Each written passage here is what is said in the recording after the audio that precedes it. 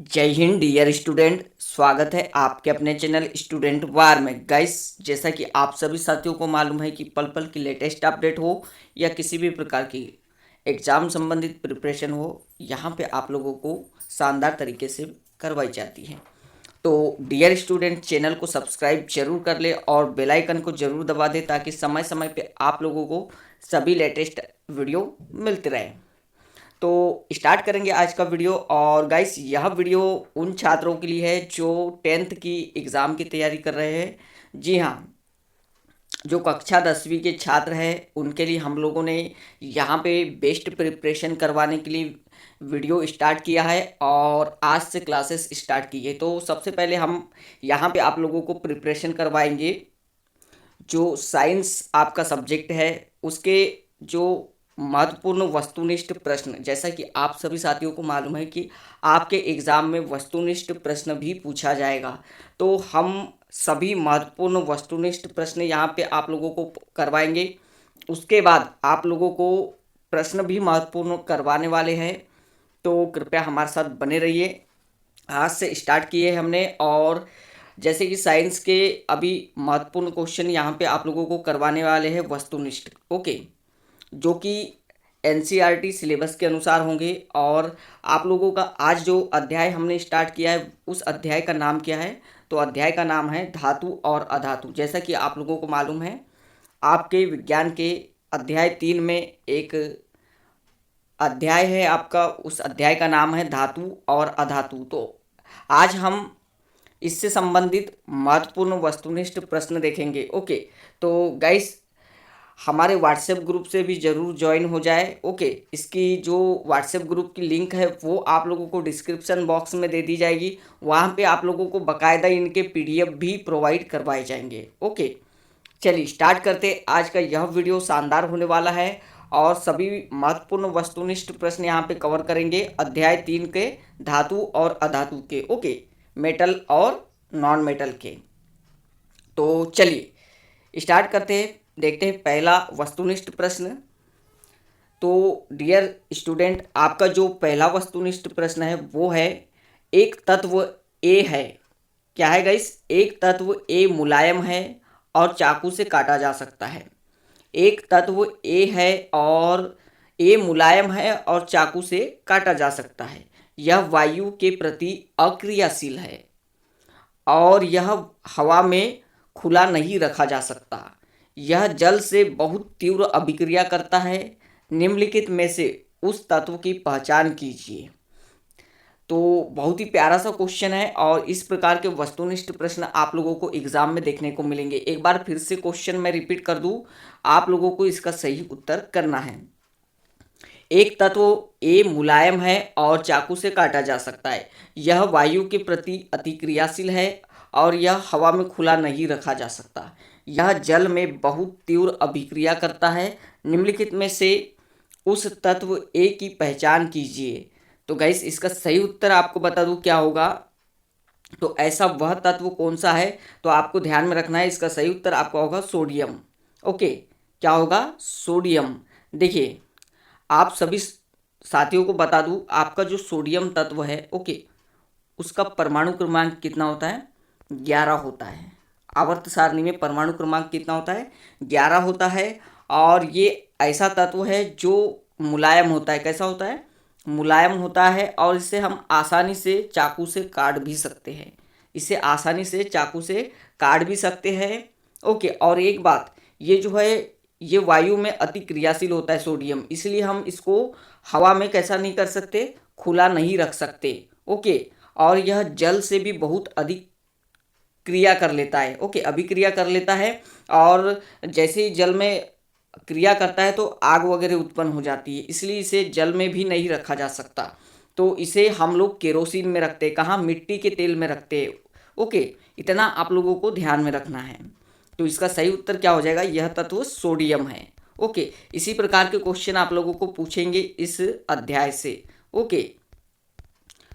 तो ध्यान में रखना है आप लोगों को सभी को कि वह तत्व कौन सा है जो मुलायम है, चाकू से काटा जा सकता है और वायु के प्रति अति क्रियाशील होता है और यह हवा में खुला नहीं रखा जा सकता, जल से बहुत तीव्र अभिक्रिया करता है, उसका नाम है सोडियम। ओके, चलिए बढ़ते हैं अगले न्यूमेरिक वस्तुनिष्ठ प्रश्न की ओर। ओके, चलिए नेक्स्ट आपका जो क्वेश्चन है वह है, निम्न में से कौन सा गुण प्रायः धातुओं द्वारा प्रदर्शित नहीं किया जा सकता। देखिए क्वेश्चन आप लोगों का सेकंड नंबर का है वस्तुनिष्ठ, निम्न में से कौन सा गुण प्रायः धातुओं द्वारा प्रदर्शित नहीं किया जा सकता। विद्युत संचालन, ध्वनिक प्रकृति, चमकहीनता या तन्यता। तो इनमें से एक सही ऑप्शन आपको चुनना है। तो गाइस आप सभी साथियों को मालूम है कि आपका जो धातु है, ओके, आपका जो धातु है वह उसमें से विद्युत का प्रभाव भी होता है, यानी विद्युत का संचालन होता है। तो पहला सही है आपका। और सेकंड, ध्वनिक प्रकृति भी है, यानी धातु जैसे ही किसी धातु कैसी होती है, ठोस होती है और ये आवाज़ उत्पन्न करती है। ओके, यानी ये अपने आप में ध्वनिक प्रकृति भी रखती है। ओके, और देखिए आपका जो है धातु कैसी होती है, तन्य भी होती है, धातु तन्य भी होती है, लेकिन जो आपकी धातु है वह चमकहीनता प्रदान नहीं करती। यानी देखिए सभी धातुएं चमकदार होती है, कैसी होती है, सभी धातुएं चमकदार होती है। और ऑप्शन में आपको दिया है कि धातुएं चमकहीनता होती, यानी चमकहीनता का मतलब यहाँ है कि चमकदार नहीं होना, चमकदार नहीं होना। चमकहीनता का मतलब क्या है, चमकदार नहीं होना, जबकि हमारी धातुएं चमकदार होती है। तो यहाँ से आपका ऑप्शन कौन सा हो जाएगा, आपका ऑप्शन सही हो जाएगा क्वेश्चन के हिसाब से चमकहीनता, यानी जो आपकी धातु है वो चमकहीनता का गुण प्रदर्शित नहीं करती है। ओके, बढ़ते हैं नेक्स्ट क्वेश्चन की ओर। नेक्स्ट क्वेश्चन आपका है गाइस यहाँ पे तीसरे नंबर का, निम्नलिखित में से कौन सी धातु ठंडे, देखिए यहाँ पे देखना, ओके, निम्नलिखित में से कौन सी धातु ठंडे एवं गर्म जल में अभिक्रिया नहीं करती है। ऑप्शन आपके सामने है सोडियम, कैल्शियम, मैग्नीशियम या आयरन। तो बहुत ही प्यारा सा और शानदार क्वेश्चन है। तो आप लोगों को इसका सही उत्तर याद रखना है। आपका जो आयरन है, आपका जो आयरन है वह धातु ठंडे एवं गर्म जल में अभिक्रिया नहीं करती। और कौन कौन से है ऐसी धातु, तो देखिए आपको बता देता हूँ मैं, और कौन कौन सी अगर पूछ ले कभी तो आपको याद रखना होगा। ओके, चलिए देखते हैं हम लोग कौन सी धातु है। और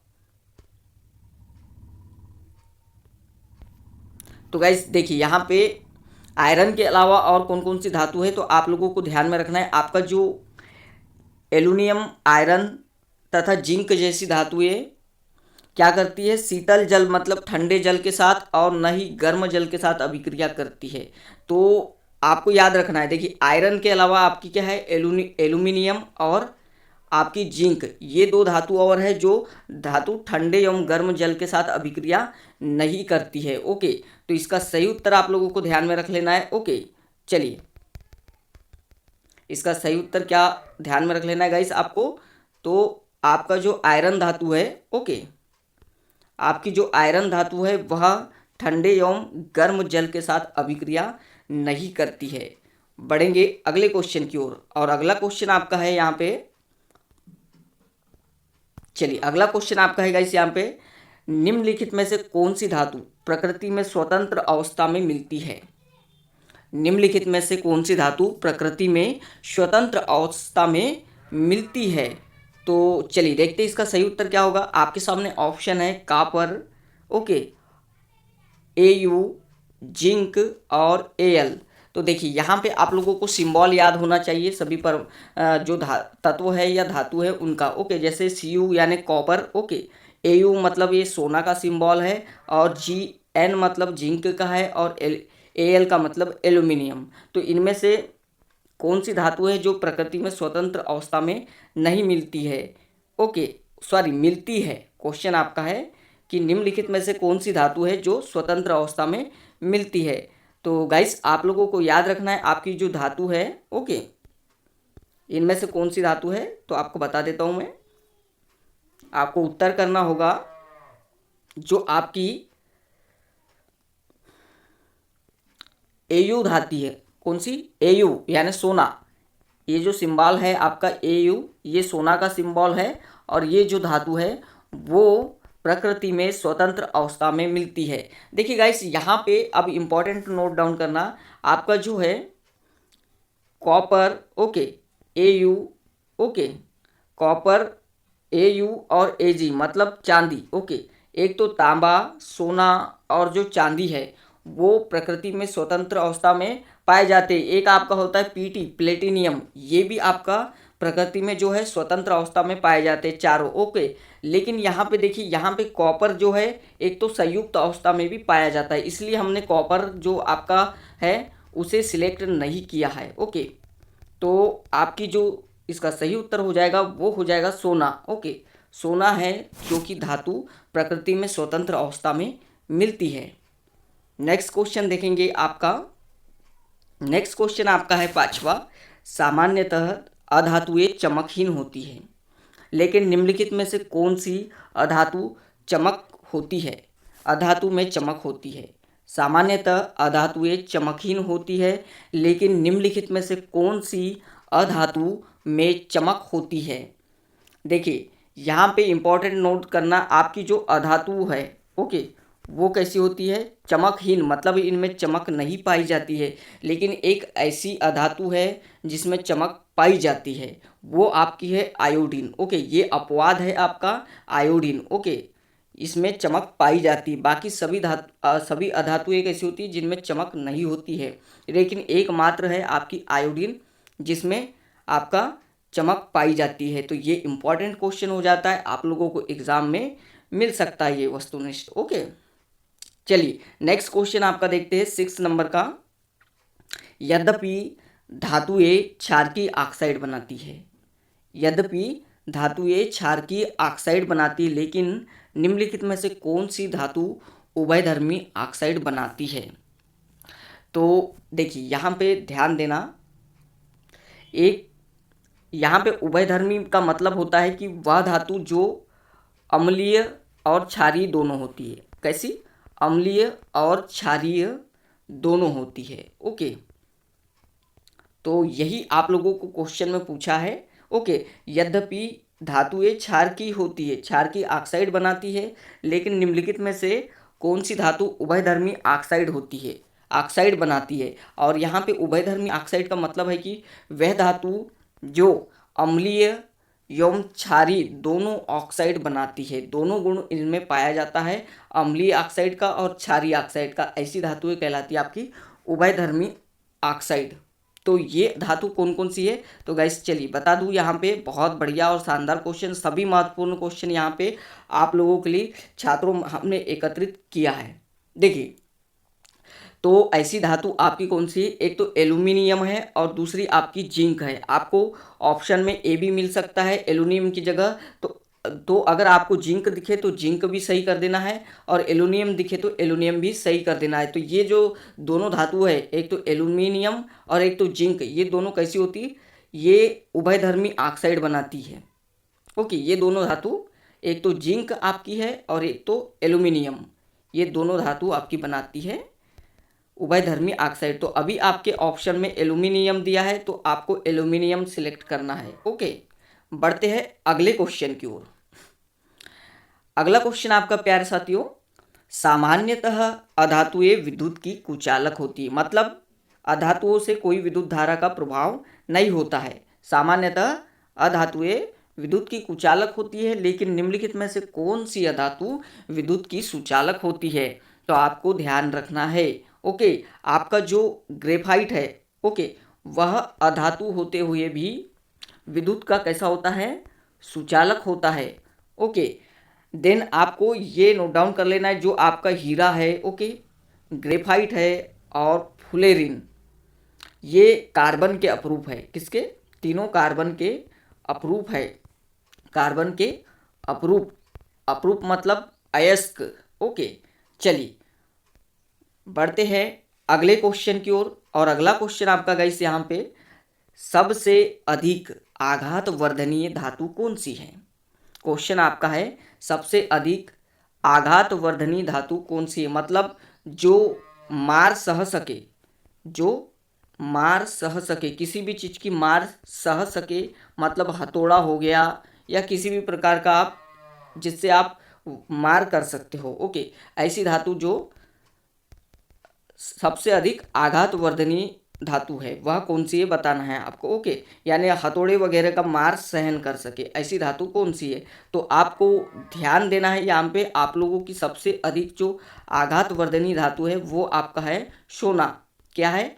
सोना। और इसका सिंबल क्या होता है? AU। ओके, तो ये आप लोगों का सही उत्तर हो जाएगा। आपको एग्जाम में जरूर ऐसे क्वेश्चन देखने को मिलेंगे और महत्वपूर्ण है गाइस। ओके, तो देखिए चैनल को अधिक से अधिक सब्सक्राइब जरूर कर ले और बेल आइकन को भी प्रेस कर दे। यहाँ पे हम लोग सभी महत्वपूर्ण क्वेश्चन 10वीं के यहाँ पे क्लियर करेंगे और आपको कितना लिखना है, ओके, क्वेश्चन के अनुसार क्या लिखना है ये भी बताया जाएगा। ओके, तो नोट डाउन कर ले आप लोग। सबसे अधिक आघातवर्धनी धातु सोना है। अपने नोट्स बनाते चले जो हम यहाँ पे आप लोगों को बता रहे हैं। ओके गाइस, चलिए बढ़ते हैं आगे। देखिए सोना ऐसे, देखिए सोने को आपने देखा होगा जब गहने के रूप में ढाला जाता है तो इसे किसी भी प्रकार से कितना ही छोटे से छोटा गहना बना लिया जाता है। ओके, मतलब ये मार सहने में अधिक आघातवर्धनीय होता है। बढ़ते हैं नेक्स्ट क्वेश्चन की ओर। नेक्स्ट क्वेश्चन आपका है किसका गलनांक कम होता है? किसका गलनांक कम होता है? तो आपको ध्यान में रखना है आपका जो मैग्नीशियम धातु है उसका गलनांक कम होता है। बढ़ते हैं अगले क्वेश्चन की ओर और अगला क्वेश्चन आपका 10वें नंबर का, थर्मामीटर एवं बैरोमीटर में कौन सी धातु का प्रयोग की जाती है? तो आपको ध्यान में रखना है आपका जो थर्मामीटर है और बैरोमीटर। सबसे पहले बता दूं थर्मामीटर क्या करता है। तो थर्मामीटर आपका तापमान मापता है। क्या मापता है? तापमान मापता है। और बैरोमीटर क्या करता है? तो वायु दाब मापता है। ओके, अब यहाँ पे पूछा है कि जो थर्मामीटर है और बैरोमीटर है, ओके, उसमें कौन सी धातु प्रयोग की जाती है। तो आपको बता दूं डियर स्टूडेंट, ये देखिए बिल्कुल आप लोगों के एनसीईआरटी के क्वेश्चन यहाँ पे कलेक्ट किया है। ये आपकी जो धातु है वो मरकरी है। क्या है? मरकरी है। मरकरी मतलब पारा। ओके, पारा धातु है जिसका उपयोग आपका किस में किया जाता है? थर्मामीटर में। ओके, पारा या मरकरी। ओके, इसका सही ऑप्शन 1 हो जाएगा। और देखिए यहाँ पे पारा को आपका Hg से डिनोट करते हैं या दर्शाते हैं। ओके, ये आप लोगों को ध्यान में रखना है। बढ़ते हैं अगले क्वेश्चन की ओर। तो गाइस अगला क्वेश्चन देखिए यहाँ पे, पतले तारों में धातुओं को खींचे जा सकने की क्षमता क्या कहलाती है? तो आपको यहाँ पे ध्यान देना होगा कि जो आपकी सभी धातु है वो कैसी होती? तन्य होती है। क्या होती? तन्य होती, मतलब इनमें तन्यता का गुण पाया जा सकता है। इसको हम जितना अधिक खींचे वो उतना अधिक लंबी हो सकती है, यही तन्यता कहलाता है। ओके, तो धातुओं को खींचे जा सकने की क्षमता क्या कहलाती है? तन्यता कहलाती है।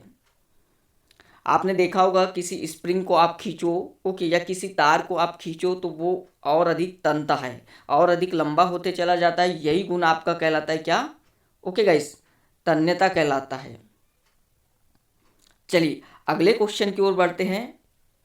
तो गाइस यहाँ पे अगला क्वेश्चन आपका क्या है? देखिए 12 नंबर का क्वेश्चन, विद्युत तारों पर एक अचालक पदार्थ की परत चढ़ी होती है। विद्युत तारों पर एक अचालक पदार्थ की परत चढ़ी होती, सामान्यतः इसके लिए प्रयुक्त पदार्थ होता है। अब गाइस आप लोगों ने अपने घरों में देखा होगा, ओके, जो जहाँ से आपके बिजली सप्लाई होती है उसके वायर को देखा होगा आपने, उनके तारों को देखा होगा, उनके ऊपर एक कवर चढ़ा होता है। तो वह कवर किसका बना होता है? किस पदार्थ का बना होता है? तो यहाँ पे आप लोगों को ध्यान में रखना है ये जो पदार्थ है आप लोगों का, ये किसका बना होता है? इसका सही उत्तर आप लोगों को चुनना है पीवीसी। और पीवीसी का फुल फॉर्म होता है polyvinyl chloride. Okay, polyvinyl chloride PVC का बना होता है। बढ़ेंगे अगले क्वेश्चन की ओर। गाइस अगला क्वेश्चन आपका है, निम्न में से कौन अधातु द्रव अवस्था में होती है? बहुत ही प्यारा सा और शानदार क्वेश्चन यहाँ पे। ओके, तो आप लोगों को ध्यान में रखना है सबसे पहले तो आपकी जो अधातु है वो एक तो ठोस और गैस दोनों अवस्थाओं में पाई जाती है। ठोस और गैस अवस्था में पाई जाती है अधातु। लेकिन आपका एक अपवाद है, एक अधातु जो कि द्रव अवस्था में पाई जाती है, वो कौन सी है?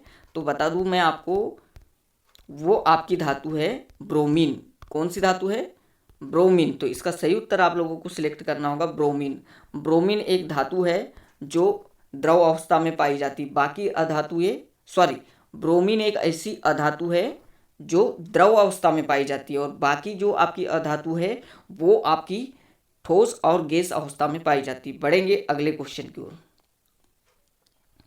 यहाँ पे अगला आपका क्वेश्चन होगा गाइस, निम्नलिखित में से 4 धातुओं में से कौन सी धातु अपने विलयन से अन्य 3 धातुओं से विस्थापित होगी? बहुत ही प्यारा सा और शानदार क्वेश्चन यहाँ पे आप लोगों को ध्यान में रखना है। ओके, तो ये जो आप लोगों का है, एक आप लोगों को होमवर्क दिया जाता है ये क्वेश्चन आप लोगों को। ओके गाइस, अगर आप लोगों को नहीं मिले तो मुझे कमेंट करके ज़रूर पूछ लेना। ओके, लेकिन आप लोगों को यह क्वेश्चन होमवर्क दिया जाता है ताकि आप खोजें और पता लगाए इसका सही उत्तर। ओके, क्वेश्चन एक बार फिर से रिपीट कर दूं, निम्नलिखित 4 धातुओं में से कौन सी धातु अपने विलयन में से अन्य 3 धातुओं से विस्थापित होगी? बहुत ही प्यारा सा और शानदार क्वेश्चन है और बिल्कुल आपकी बुक में अवेलेबल है। ओके, थोड़ा सा आपको लर्न करना होगा। अब बढ़ते हैं अगले क्वेश्चन की ओर। अगला क्वेश्चन आपका है 15 नंबर का और क्वेश्चन है यहाँ पे धातु ऑक्साइड की प्रकृति होती है। तो यहाँ पे आप लोगों को बताना है धातु ऑक्साइड आपके अम्लीय उदासीन होते हैं, अम्लीय होते हैं, क्षारीय होते हैं या उभयधर्मी। तो डियर स्टूडेंट, आप लोगों को बताया था, मैंने चर्चा किया था आप लोगों से, जो धातु ऑक्साइड होते हैं वे कैसे होते हैं? क्षारकीय होते हैं। ओके, बढ़ेंगे अगले क्वेश्चन की ओर। अगला क्वेश्चन 16 नंबर का, किस प्रकार की धातु उत्कृष्ट धातु है? तो ये आपकी अक्रियाशील। कैसी धातु?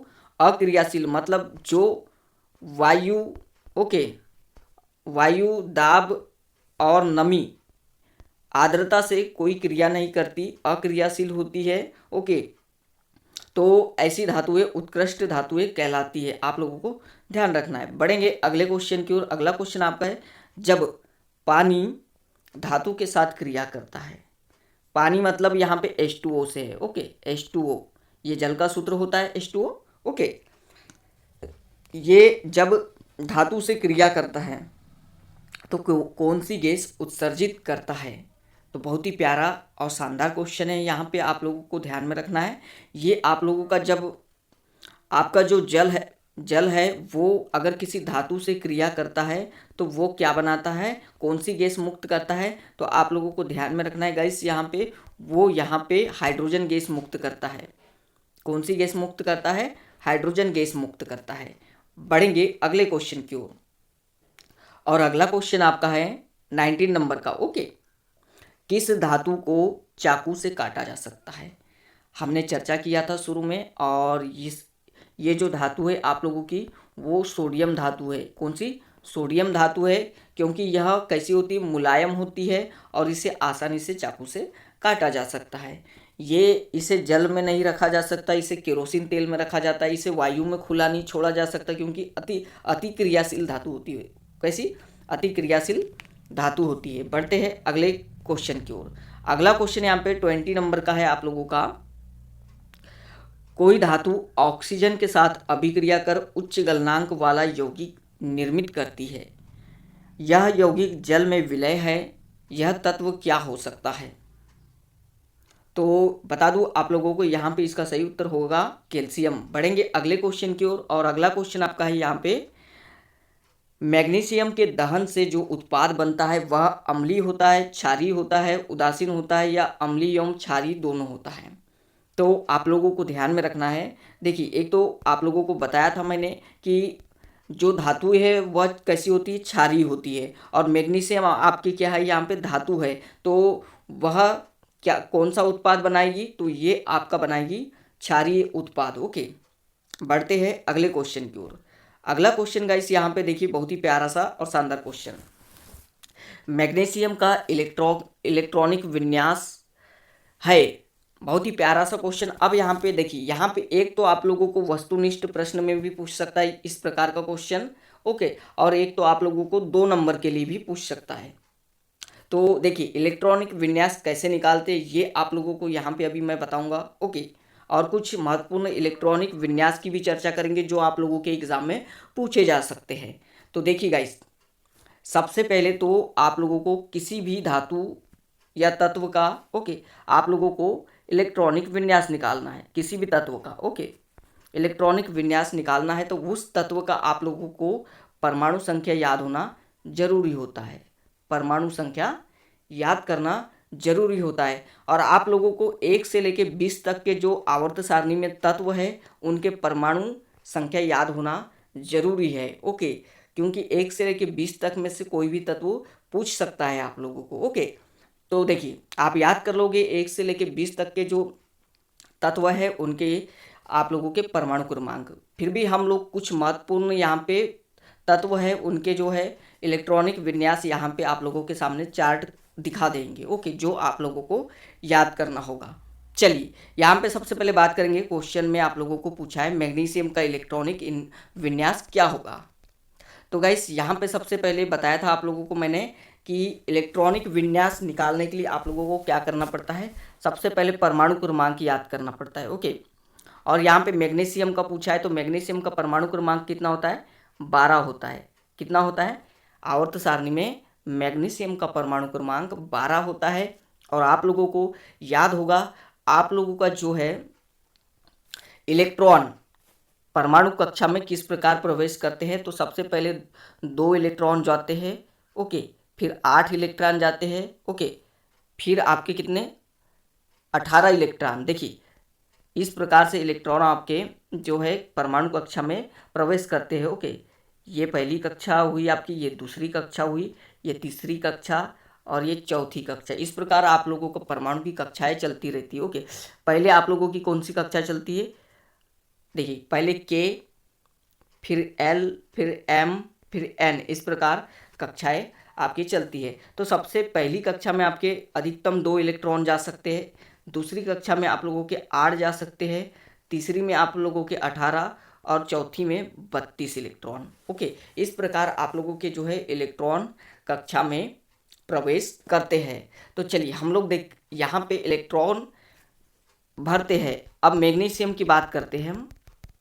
यहाँ पे आप लोगों को समझाना जरूरी है ताकि अगर मैग्नीशियम के अलावे अगर आप लोगों को कोई पूछे तो आप लोगों को बनना चाहिए। ओके, तो चलिए गाइस यहाँ पे मैग्नीशियम की बात कर ले तो इसका जो है परमाणु क्रमांक वो 12 होता है। अब हम लोग यहाँ पे अगर इलेक्ट्रॉनिक विन्यास निकालेंगे मैग्नीशियम का तो सबसे पहले क्या होगा, सबसे पहले 2 इलेक्ट्रॉन आएंगे। ओके, फिर आप लोगों के कितने इलेक्ट्रॉन बच गए 12 में से, तो यहाँ पे 10 इलेक्ट्रॉन। ओके, अब देखिए दूसरी कक्षा में 8 इलेक्ट्रॉन आएंगे। ओके, अब आप लोगों के पास कितने बच गए, यहाँ 10 बचे थे, 10 में से अब आप लोगों के पास मात्र 2 इलेक्ट्रॉन बच गए हैं। तो अंतिम कक्षा में आप लोगों का जो है वो आ जाएगा 2 इलेक्ट्रॉन बचे वाला। जितने इलेक्ट्रॉन लास्ट में बचेंगे वो अंतिम कक्षा में आ जाएंगे। तो आप लोगों को दिखाई दे रहा होगा ये वाला कहाँ दिखाई दे रहा है, 2 8 18 सॉरी 2 8 2, तो ये आप लोगों का तीसरे नंबर के ऑप्शन में है 2 8 2। तो इस प्रकार मैग्नीशियम का इलेक्ट्रॉनिक विन्यास निकाल सकते हो आप। ओके, अब यहाँ पे कुछ महत्वपूर्ण आपके जो है इलेक्ट्रॉनिक विन्यास उनके बारे में जानेंगे। ओके, ये देखिए ये चार्ट आप लोगों के लिए यहाँ पे हम लोगों ने एकत्रित किया है। ओके गाइस, चलिए सबसे पहले यहाँ पे पीक को बड़ा कर लेते हैं हम लोग। ओके, और ये महत्वपूर्ण इलेक्ट्रॉनिक विन्यास है उनके बारे में जान लेंगे अब। ओके, तो देखिए यहाँ पे सबसे पहले बात करेंगे आपका जो उत्कृष्ट गैसें है जैसे हीलियम। ओके, हीलियम की परमाणु संख्या कितनी होती है, 2 होती है। तो इसका इलेक्ट्रॉनिक विन्यास क्या होगा, मात्र पहली कक्षा में ही पूरे इलेक्ट्रॉन आ जाएंगे, मतलब 2 होगा। बात करेंगे नियान की परमाणु संख्या कितनी होती है, 10 होती है। तो इसका जो इलेक्ट्रॉनिक विन्यास होगा वो किस प्रकार होगा, पहली कक्षा में आपके 2 इलेक्ट्रॉन जाएंगे और दूसरी में 8, इस प्रकार आपके टोटल 10 इलेक्ट्रॉन भर जाएंगे। अब अगला है आपका देखिए आर्गन। ओके, आर्गन की जो परमाणु संख्या होती है वो 18 होती है। ओके गाइस, कितनी होती है, 18 होती है। और इसमें इलेक्ट्रॉनिक विन्यास किस प्रकार प्रवेश करेंगे, तो देखिए 2 8 8 यानी मिल के टोटल 18 हो जाएंगे। ओके, देन आप लोगों के ये देखिए यहाँ पे जैसे सोडियम का 11 है तो इसका होगा 2 8 1 होगा। ओके, मैग्नीशियम का 12 है तो 2 8 2 होगा। एल्यूमिनियम का 13 है तो 2 8 3 होगा। ओके, पोटेशियम का 19 है परमाणु क्रमांक तो 2 8 8 1 होगा। कैल्शियम का 20 है तो 2 8 8 2 होगा। इस प्रकार आप लोगों की देखिए अधातुओं में नाइट्रोजन का 7 परमाणु क्रमांक है तो पहले 2 इलेक्ट्रॉन जाएंगे, फिर 5, ओके, सेकेंड कक्षा में। फिर ऑक्सीजन का 8 है तो पहली कक्षा में 2, दूसरी में 6। इस प्रकार अगर फ्लोरीन का आपका जो है वो 9 है तो पहली कक्षा में 2 और दूसरी में 7 जाएंगे, ओके। इस प्रकार आप लोगों को जो है इलेक्ट्रॉनिक विन्यास, ये जो पूरा चार्ट है, इसका जो चार्ट है इसको याद कर लेना है। ये इंपॉर्टेंट होगा आप लोगों की एग्जाम की दृष्टि में, क्योंकि आप लोगों को एग्जाम में पूछ सकता है, या तो 2 नंबर के लिए भी पूछ लेगा या वस्तुनिष्ठ प्रश्न में भी पूछ लेगा आप लोगों को। कि जैसे आप लोगों को पूछ लेगा पोटेशियम का इलेक्ट्रॉनिक विन्यास लिखिए, और ये आप लोगों को 2 नंबर में भी दे देगा या वस्तुनिष्ठ प्रश्न में भी दे देगा। तो आप लोगों को ध्यान में रखना है, ये जो पूरा चार्ट है ये अपनी कॉपी में नोट डाउन कर लोगे। वैसे तो आप लोगों की बुक में भी अवेलेबल है, एनसीईआरटी की बुक में, ओके। बढ़ते हैं अगले क्वेश्चन की ओर, और अगला क्वेश्चन आपका है गाइस यहाँ पे 23 नंबर का क्वेश्चन। भंगुरता प्रायः खालिस्तान का गुण है। अब यहाँ पे भंगुरता का मतलब क्या है कि जैसे ही अगर हम किसी भी पदार्थ को किसी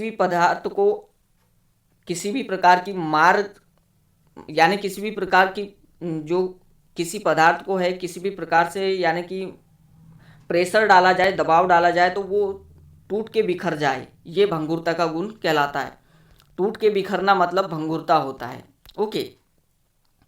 तो यहाँ पे जो है आपका जो भंगुरता है वह प्रायः किसका गुण है, तो ये आप लोगों का होगा अपरूपता का गुण है। क्योंकि देखिए यहाँ पे आप लोगों का जो है अधातुएं कैसी होती है, कठोर होती है। कैसी होती है गाइस, यहाँ पे अधातुएं कठोर होती है, कठोर होती है अधातुएं आपकी, और यहाँ पे आपकी जो है धातुएं ये आप लोगों की मुलायम होती है, ठोस होती है, जबकि आप और तन्य होती है। धातुएं कैसी होती है, तन्य होती है। पर यहाँ पे आपका अपरूपता जो है वो उसमें भंगुरता का गुण पाया जाता है। बढ़ेंगे अगले क्वेश्चन की ओर। अगला क्वेश्चन आपका है, निम्नलिखित में से कौन सा धातु तत्व नहीं है।